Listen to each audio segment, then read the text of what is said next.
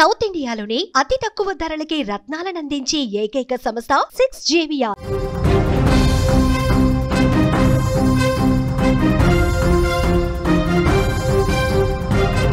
కుళ్ళు కుతంత్రాలు, కులాల సంఘర్షణలు, కుయుక్తులతో కలుషితమైన ఈ లోకంలో ఇంకా నీతి నిజాయితీ బతికే ఉన్నాయా?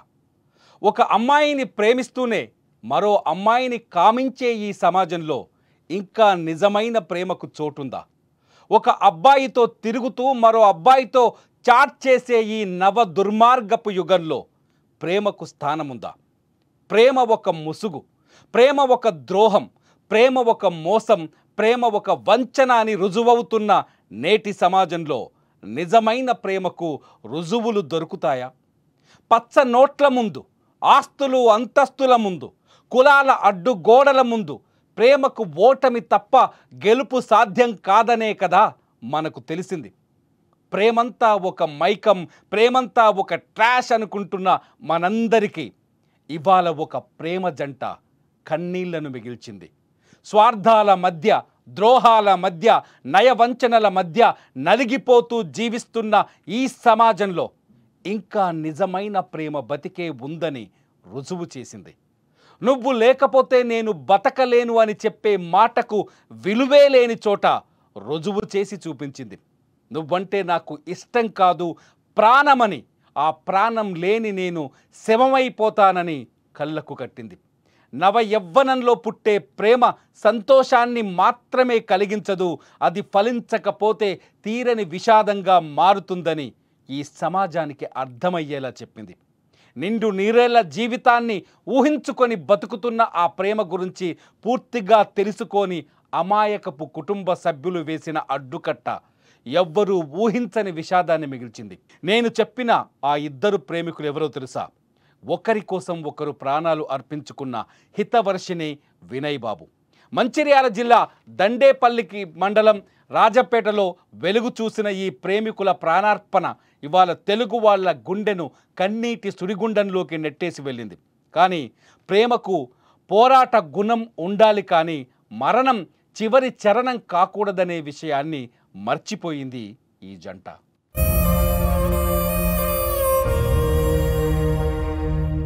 వినయ్ బాబు, హితవర్షిని కొన్నాళ్ళుగా ప్రేమించుకుంటున్నారు. వీళ్ళది మంచిర్యాల జిల్లా దండేపల్లి మండలం రాజంపేట. ఇద్దరికి ఒకరంటే ఒకరు చాలా ఇష్టం. అయితే ఆ ఇష్టాన్ని కుటుంబ సభ్యుల దృష్టికి తీసుకెళ్ళినట్టుగా తెలుస్తోంది. ఆ కుటుంబ సభ్యులు వీళ్ళ ప్రేమకు అంగీకారం చెప్పలేదని అర్థమవుతోంది. ఊహించని పరిణామం. కుటుంబ సభ్యులు నో చెప్పారా లేకపోతే కండిషన్స్ పెట్టారా అనేది పక్కన పెడితే దానిపైన స్పష్టత రావాల్సి ఉంది. కానీ ఊహించని విషాదం, ఊహించని ఉపద్రవంగా మారిపోయింది వీళ్ళ ప్రేమ చివరి అంకం. హితవర్షిని హైదరాబాదులో ఒక రైలు కింద పడి 7వ తేదీన ప్రాణాలు కోల్పోయింది. ఇకపోతే తన ప్రియురాలు హితవర్షిని మరణం వార్త తెలుసుకున్న వినయ్ బాబు భరించలేకపోయాడు.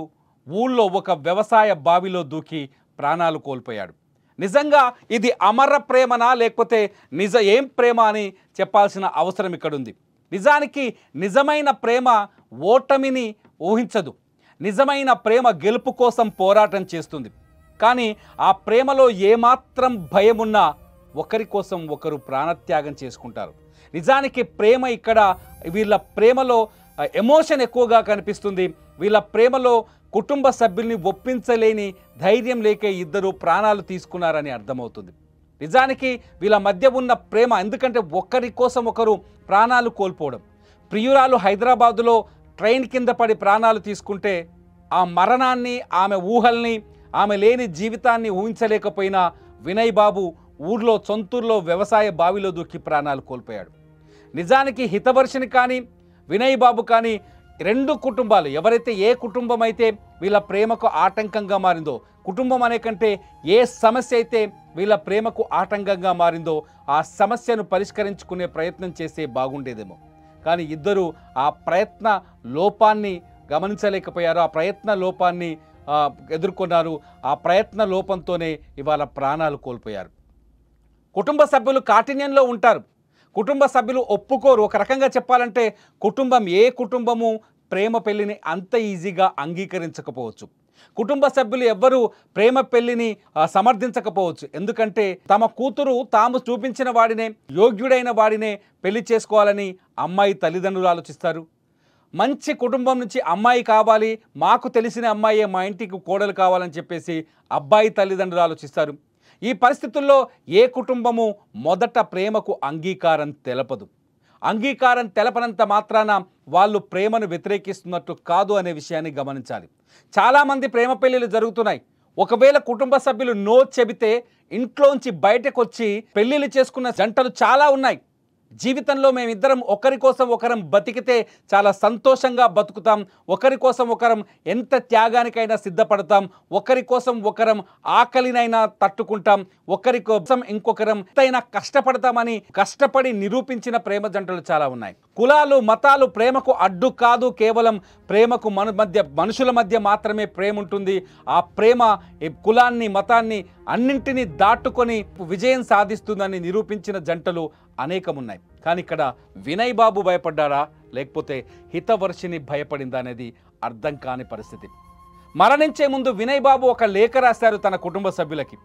ఆ లేఖలో చాలా స్పష్టంగా చెప్పాడు, హితవర్షిని అనేక పూజలు చేసింది, మేమిద్దరం చాలా సంతోషంగా జీవించాలని, మేమిద్దరం పెళ్లి చేసుకోవాలని, 100 ఏళ్ల పాటు చాలా హ్యాపీగా ఉండాలనే ఆలోచనతో అంత ప్రేమ చూపించింది నా పైన హితవర్షిని. నువ్వు లేకపోతే నేను లేను అని చెప్పేది, నేనే ఈ లోకంలో సమస్తమని చెప్పేది. అందుకే హితవర్షిని లేని ఈ లోకంలో నేను ఉండలేను, హితవర్షిని నా ప్రాణం, నా పంచ ప్రాణాలు అంటూ ఆ లేఖలో వినయ్ బాబు రాశాడు. ఆ లేఖ చదివిన తర్వాత ప్రతి ఒక్కరికి కన్నీరే వస్తుంది. ప్రతి ఒక్కరికి కన్నీరు వస్తుంది. ఆ లేఖను మేము ఇక్కడ చూపించలేం. ఆ లేఖ చదివితే నిజంగా గుండెలోంచి దుఃఖం పొంగుకొస్తుంది. కానీ పిచ్చి ప్రయత్నం చేశారు ఇద్దరు. నిజంగా ఒక పిచ్చి నిర్ణయం తీసుకున్నారనే చెప్పాలి. నిజాయితీ కలిగిన ప్రేమ వీళ్ళది.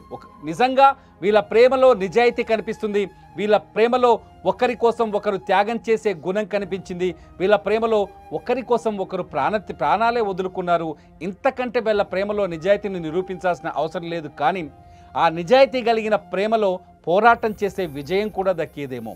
తల్లిదండ్రులకు భయపడ్డారో, పరిస్థితులకు భయపడ్డారో, సమాజానికి భయపడ్డారో, ఇంకే విషయంలో భయపడ్డారో తెలియదు. కానీ పిరికితనంతో ఒకరికి ఒకరు ఎవరికి వారే ప్రాణాలు తీసుకొని అనవసరంగా వాళ్ళ కుటుంబాలకి తీరని దుఃఖాన్ని మిగిల్చారు.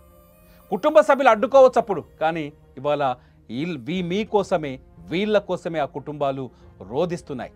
వినయ్ బాబు శవాన్ని బావిలోంచి బయటకు తీస్తుంటే ఆమె తల్లి రోధిస్తున్న తీరు చూస్తే నిజంగా గుండె పగిలిపోతుంది.